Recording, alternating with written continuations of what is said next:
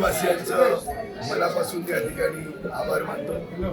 त्यांच्यामुळेच ही जबाबदारी, ही नवी जबाबदारी मला या ठिकाणी शहरवासियांना मिळाली.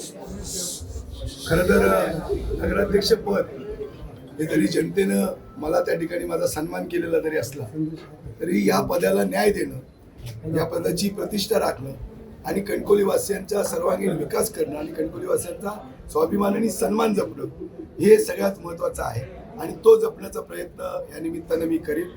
माझं त्या सगळ्या सांगण्यामध्ये जी लोकशाही प्रस्थापित व्हायला पाहिजे. प्रत्येक निवडणूक संपली, राजकारण संपलं, जनतेनं निकाल दिला, कौल दिला.